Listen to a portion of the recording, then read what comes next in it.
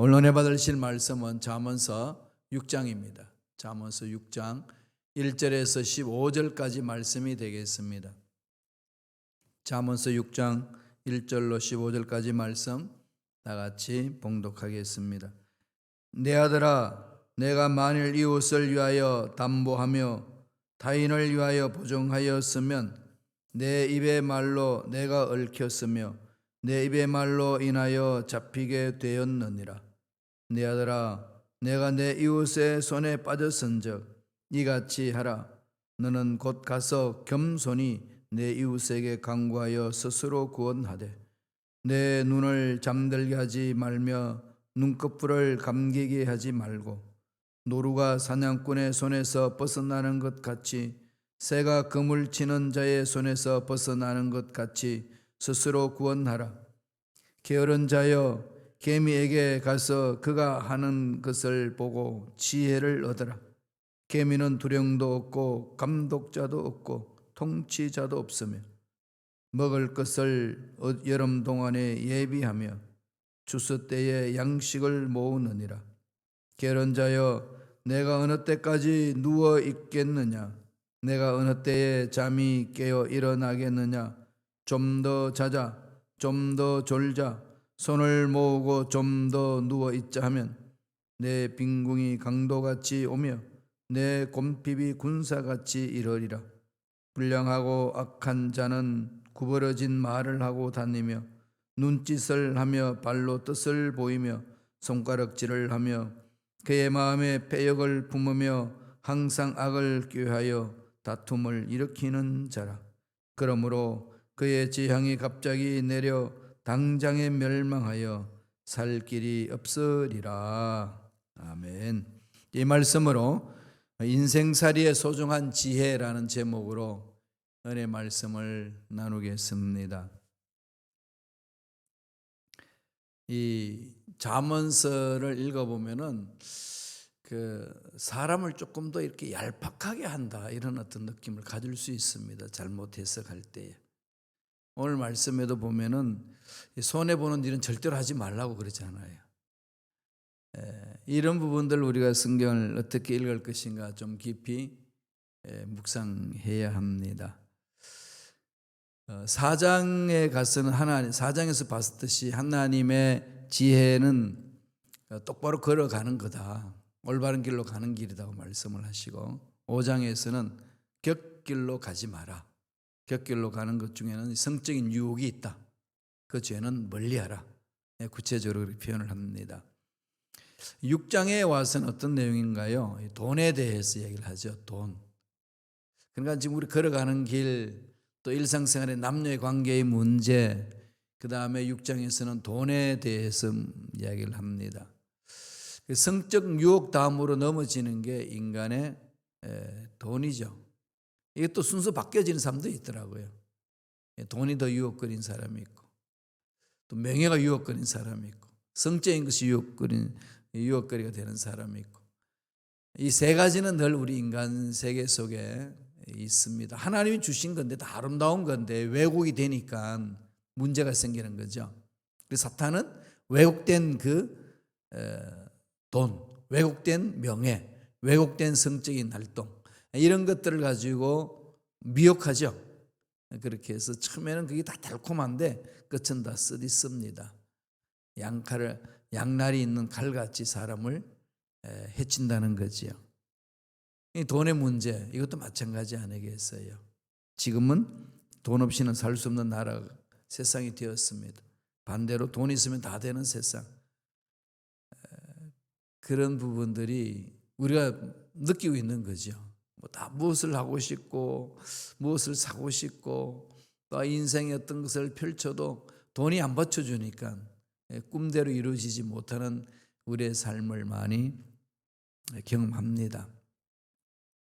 이런 속에서 마음속에 뭐가 있을까요? 아무리 맘모니즘하고 싸워서 이기자 그렇게 외쳐도 그 9월 1분 실질적인 삶 속에서는 잘 이겨내지를 못하더라고요. 많이 이렇게 그것 때문에 넘어지고 엎어지고 문제 일으키곤 합니다. 자, 오늘 여기는 이 돈의 문제에 대해서 좀 하나님이 주시는 지혜가 있어요. 어떤 것인지 한번 볼까요? 첫째로 보증하지 말라. 너무나도 잘 아는 말씀이죠. 말씀 읽어보겠습니다. 잠언서 6장 1절 2절 말씀이 다 같이 읽습니다. 내 아들아, 내가 만일 이웃을 위하여 담보하며 타인을 위하여 보증하였으면 내 입의 말로 내가 얽혔으며 내 입의 말로 인하여 잡히게 되었느니라. 내 아들아라로 시작하잖아요. 가르치는 지혜로운 말이 있다는 거죠.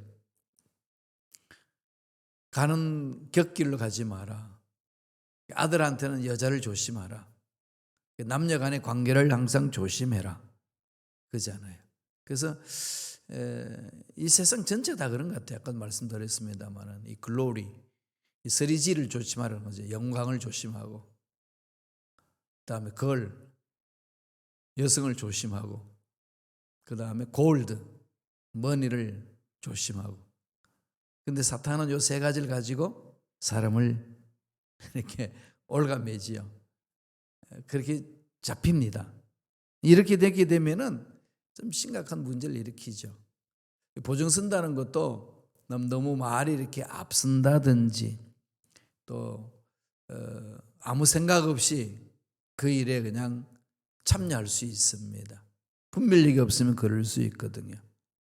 근데 여기서 보면은 되게 야박한 것 같잖아요. 아이고 뭐 좀 사람 더불어 살아가는데 내가 손에 좀 봐도 좀 도와주면 되지. 그렇게 생각할 수 있는데 이런 부분들을 성경은 늘 강조합니다. 네가 감당할 수 있는 영역을 하라는 거지 감당할 수 없는 것을 하라고 그러지 않습니다. 할 수 있거든 서로 화목하라. 할 수 있는 영역에서 하는 거지 할 수 있는 영역 밖의 것까지는 우리가 동참하기 어렵습니다. 그죠? 그러니까 우리는 믿음으로 자꾸 그릇을 키워나가는 게 중요한 거죠. 이웃을 위해 담보를 한다는 말은 나의 재산까지도 다 빼앗길 수 있는 거죠. 그래서 내가 그를 도와줄 수 있는 선에서 돕는다는 것하고 내 인생 다 망가뜨리면서 하는 것하고 그것까지 하나님이 책임지라 그렇게 하지는 않습니다. 다만 보증을 했으면 책임을 져주라. 재산을 잘라서도 책임져 주는 자가 돼야 된다. 그러니까 말하는 것을 조심하고 인간관계 맺어 나갈 때 늘 하나님이 주신 지혜로 그렇게 하라는 얘기입니다. 할 수 있는 선을 늘 하나님은 말씀하고 있어요. 주님이 제자를 부르실 때에 그 말씀을 하잖아요. 비유를 합니다. 어떤 망대를 고치는데 그게 망대 돈 얼마 들는지 생각지도 안 하고 그냥 덤벼들다가 중간에 멈춰버리면은 그건 아무것도 아니지 않느냐. 그러니까 어떤 이 망대를 고쳐 나갈 때 돈이 얼마나 들면 어떻게 할 것인지 미리 계획하고 거기에 따라서 하나씩 해나가야 된다라고 이야기를 합니다. 제자로 올 때에 내가 무엇을 헌신할 수 있는지 정해서 오라는 거죠. 주님이 그냥 무지막지하게 그냥 다 끌어모아가지고 막 어마어마한 스파르타식으로 훈련시켜가지고 종이 되게 한다. 이건 아닙니다. 언제나 자의로 하는 거죠. 언제나 자발적입니다. 하나님의 나라의 일은 자원해서 하는 거예요. 성령이 임함으로 자원해서 하는 겁니다. 그래서 늘 성서는 그러잖아요. 자원하여 예물을 드리고 하나님 앞에 스스로 나와서 청결하고 하나님 앞에 스스로 나와서 감격하고 기뻐하고 감사하라. 그리고 주님이 이사야 61장 말씀을 인용해서 누가복음 4장에서 선포한 말씀 있잖아요. 성령이 내게 임하시면 그렇게 해서 가난한 자에게 복음을 전하고 눈먼 자 눈뜨게 하고 억눌린 자 자유를 얻게 한다. 그래서 제일 마지막에 뭐라고 하죠? 네, 은혜의 해를 선포하게 합니다. 은혜가 뭘까요? 은혜의 해, 희년을 말하는 거죠. 희년, 주빌리. 이 희년은요 원상으로 회복되는 거잖아요. 그래서 성령의 인도하심에 따라서 회복되는 거지 어떤 시스템을 만들어서 회복되는 것 아닙니다. 칼막스는 그게 시스템을 만들면 되는 줄 알았어요. 초대교회처럼 그렇게 가면 서로 공유하고 이렇게 공동체가 될 줄 알았습니다. 그러니까 원리는 너무 좋아요. 원리는 좋은데 방법이 틀린 거죠. 왜 그럴까요? 이 공동체 생활의 가장 중심이 되는 것은 뭘까요? 성령입니다. 교회 공동체는. 성령이 각 사람을 감동시켜서 그 사람이 스스로 할 수 있도록 만드시는 거죠. 초대교회는 제도적으로 너 재산을 정리해서 여기 들어와야 돼, 이거 아닙니다. 성령이 감동하신 대로 자기 재산을 정리하고 그다음에 그것을 모아서 다른 사람들에게 나눠주고 이런 거지요. 그렇지 않았어. 강제적으로 한 거 아닙니다. 공산주의는 뭘까요? 이 공산당원들이 서로 나누자 그러잖아요. 나눠서 뭐 하죠? 지네들만 배부르고 프롤레타리아 혁명을 가져가는 게 아니라 노동자들은 더 핍절하고, 그러니까 빈부격차가 더 심해지는 거죠. 정말로 사탄의 시스템이에요. 악한 영들이 장난치는 거죠. 공산주의자들의 나라가 그렇게 되어버리지 않습니까? 교회 공동체는 언제나 성령이 주관하시는 것. 성령이 이끌려서 진정한 자유를 얻어서 하나님 일을 감당하는 것. 그게 하나님 앞에 쓰임받는 일꾼들의 가장 기본적인 자세입니다. 그렇게 나가면 자유함이 있거든. 그렇지 아니하면 매여요. 얽매입니다. 그래서 서로 싸움이 일어나고 투쟁이 일어나고 쪼개지고 막 그렇게 아픔이 생겨요. 이런 부분들은 하나님이 기뻐하시는 일이 아닌 겁니다. 오늘 6장 5절 보실까요? 다 같이 읽겠습니다. 노루가 사냥꾼의 손에서 벗어나는 것 같이 새가 그물 치는 자의 손에서 벗어나는 것 같이 스스로 구원하라. 어떻게 스스로 구원합니까? 이게 스스로 구원할 수 있는 길이 있나요? 이걸 알면 뭐 세상에 무슨 문제가 있겠어요? 정말로 인간이 이 지구촌을 행복하고 아름답게 만들어보자고 해서 엄청나게 개발을 했잖아요. 과학 문명을.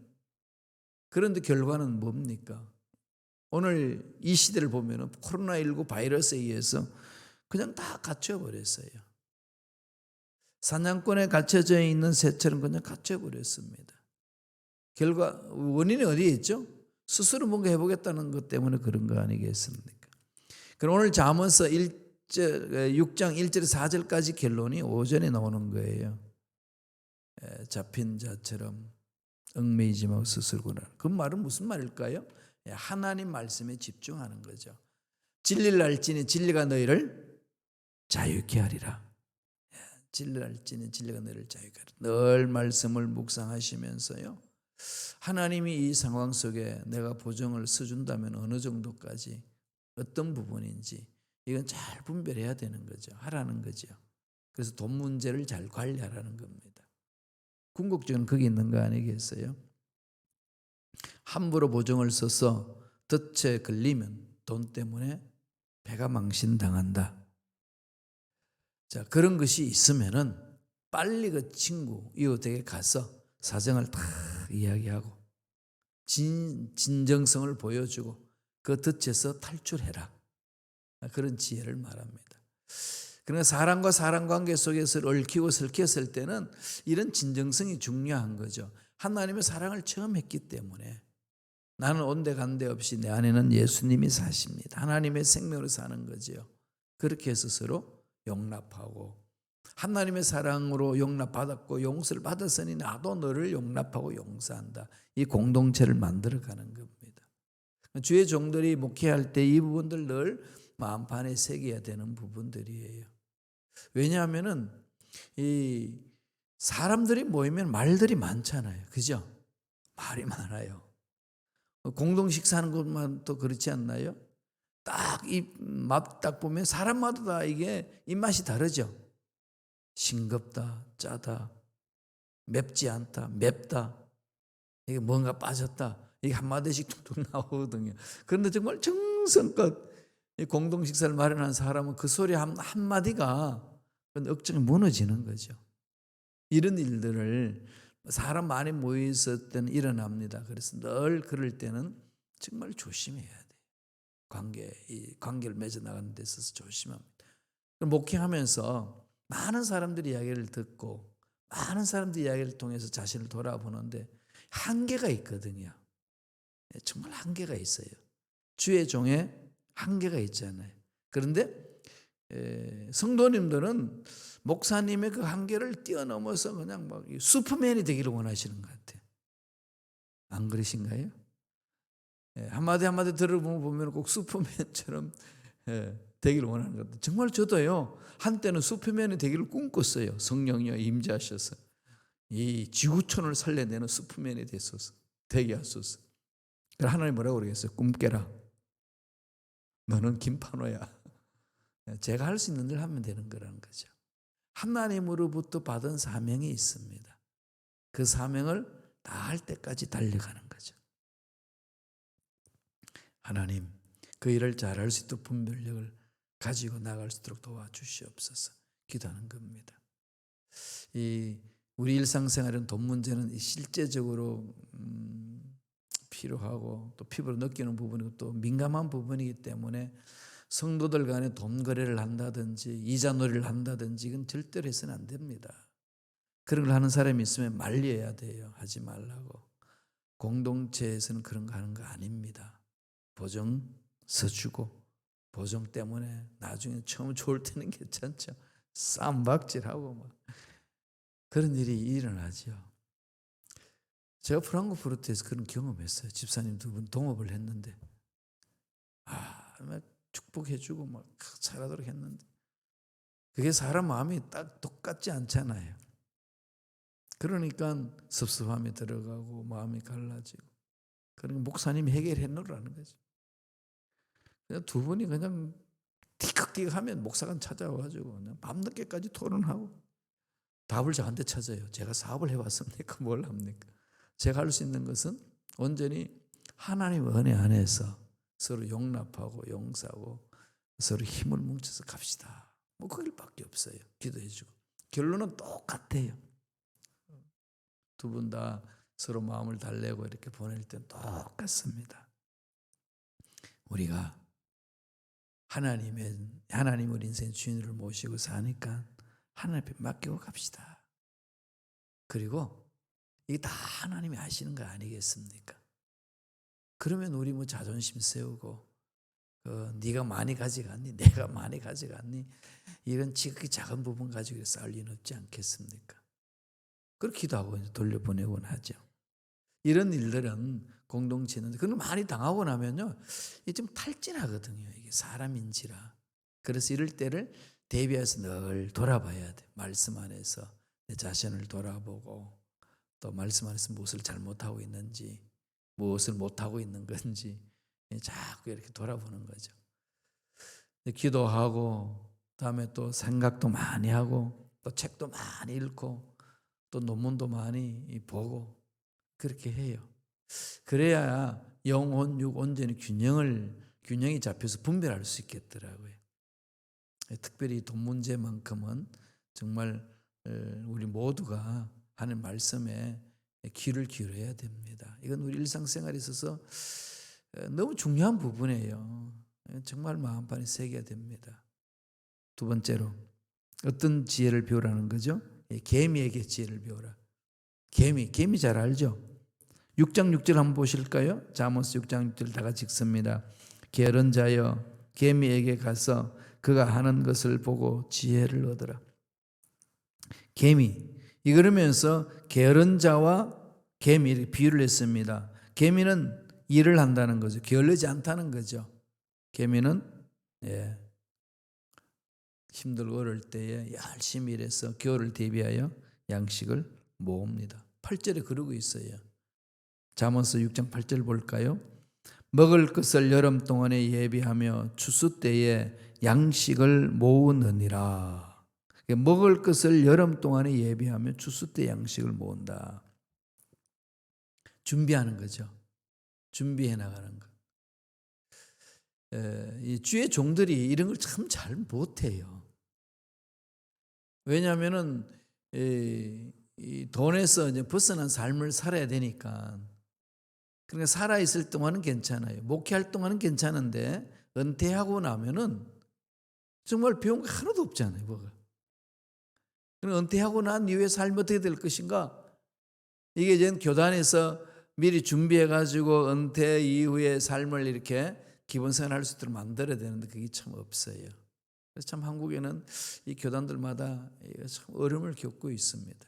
그래도 미국은 이 사회보장 제도가 잘 돼서 기본 생활은 되잖아요. 이게 뭐 정부에서 매달 이렇게 월급 주잖아요. 돈이 하나도 없으면 월급도 주고 의료보험도 해주고 시민권자들은 그런 혜택을 누린단 말이에요. 기본적으로. 그렇지만 젊었을 때 정말 이것을 미리 계획하고 기도하고 준비하고 나갈 필요 있지요. 연세 드셔서도 해야 될 일들을 하나씩 해나가더라고요. 준비가 필요한 거죠. 그래서 한국에는요, 요새 이야기 들어봤더니 인터넷으로 주식을 많이 하더라고요. 주식을. 그래서 목사님, 제자들도 그래요. 목사님, 올해는요, 이번 달에는 내가 70만 원 벌었어요. 뭐 이러면서 그냥 열외로 이렇게 나름대로의 어떤 자기의 삶을 갖고 가는 그런 모습을 봤습니다. 우리가 할 수 있는 선에서 우리가 잘 관리하고 다음에 또 저축하고 다음을 위해서 준비하는 거죠. 이를 위해서 우리는 기도하는 거 아니겠어요? 그래서 지금 말씀을 보니까 좀 더 자자, 좀 더 누워있자. 그러면은 도둑이 오는데 빈궁을 가져온다는 거죠. 도둑같이 찾아온다는 겁니다. 영적인 것도 마찬가지예요. 코로나19 때문에 힘들다 어렵다. 그냥 침대가 좋다. 집에서 유튜브 예배 보면 된다. 자꾸 이러면요. 이렇게 좁아집니다. 만남도 좁아지고 하나님 베푸신 은혜도 좁아지고 자기 생각 속에 하나님을 가두어 버려요. 정말로 하나님이 원하시는 그런 역사를 체험하지 못합니다. 자꾸 나오세요. 개미에게 배우세요. 개미는 자꾸 나옵니다. 열심히 일하잖아요. 마지막 세 번째로 어떻게 해야 되죠? 남에게 해를 끼치지 말라. 잠언서 6장 12절에서 14절의 말씀이 있습니다. 세 절 다 같이 읽겠습니다. 불량하고 악한 자는 구부러진 말을 하고 다니며 눈짓을 하며 발로 뜻을 보이며 손가락질을 하며 그의 마음에 패역을 품으며 항상 악을 꾀하여 다툼을 일으키는 자라. 열심히 일하지 않고 그냥 침대에서 뒹굴거리면서 잠만 자는 사람은 뭐 빈곤해 줄 수밖에 없죠. 그러니까 일하기 싫어하니까 이게 빈궁한 삶을 살 수밖에 없고, 그러니까 먹고 살아야 되니까 또 남을 속이거나 해치는 일들을 하는 거죠.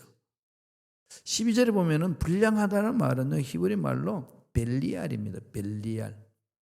옷이 다 따라 떨어졌다. 그래서 이것을 이젠 옷이 다 낡아 떨어졌다고 거짓말할 때 쓰는 말을 이 기본 사람들이 여호수아에게 거짓말할 때 그랬거든요. 그 벨리알. 그러니까 마귀적인 거잖아요.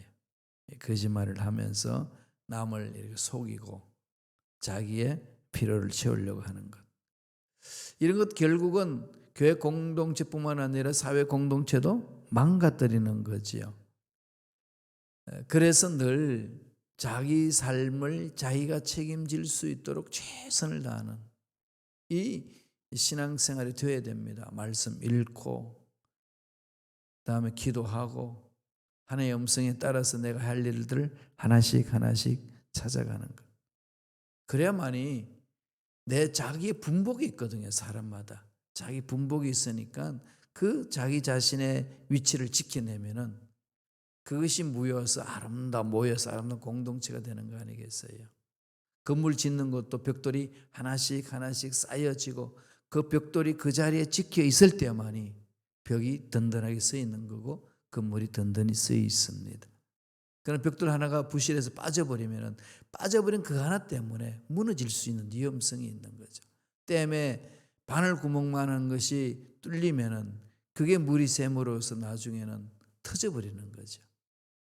악한 영들은 그런 틈을 파고 들어와가지고 또 장난치잖아요. 그래서 신앙생활은 영적인 전쟁입니다. 틈을 주지 마라. 틈을 주게 되면은 흑암의 세력은 들어와서 속을 다 뒤집어 버리고 속이 뒤집어지면은 하는 말이 이 볼멘 소리 나오잖아요.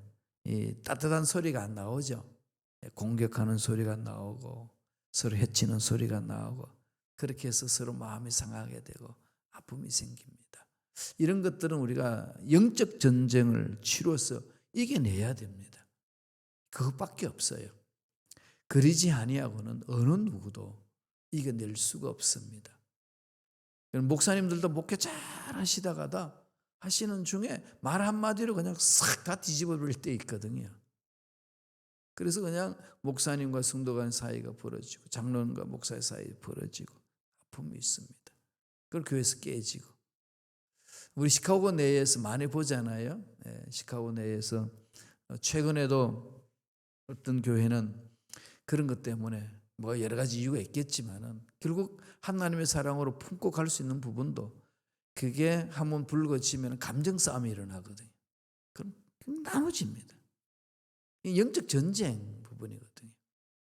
그래서 우리가 오늘 주신 말씀처럼 이 세상에서 신앙생활할 때 가장 기본 자세는 그겁니다.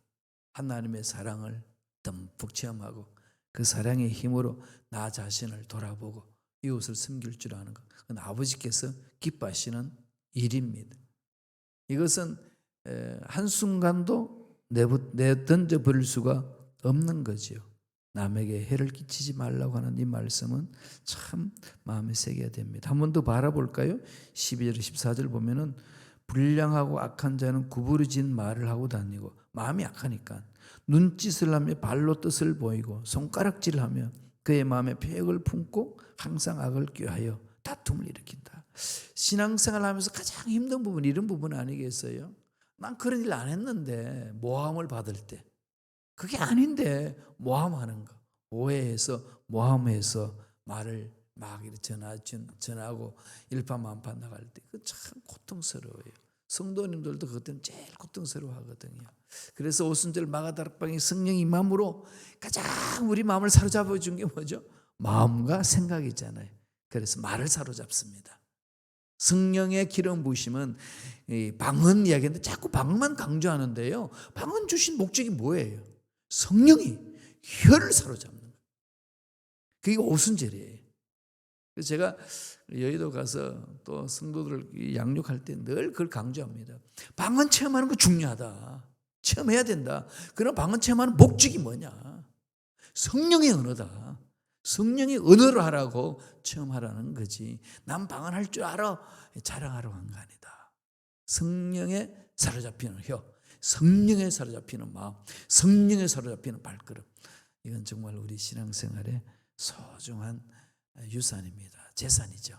그래서 이 지혜를 잊지 말라고 오늘 잠언서 6장에서 말씀하고 있습니다. 이 말씀대로 승리하는 또 그래야 해서 하나님 뜻을 이루는 저와 여러분 되시길 간절히 축원드립니다. 기도하겠습니다. 하나님 감사합니다. 오늘도 말씀 주시니 감사합니다. 주신 말씀 마음판에 새기고 자신들을 돌아보게 하시고 날마다 성령 충만한 삶을 살아내는 우리 모두에게 역사하여 주시옵소서. 은혜에 감사의 예물 드립니다. 손길 기억해 주시고 소원 이루어 주시고 앞날에 형통한 놀란 복 있게 하여 주옵소서. 감사하고 예수님 이름으로 축복하며 기도드리옵나이다. 아멘.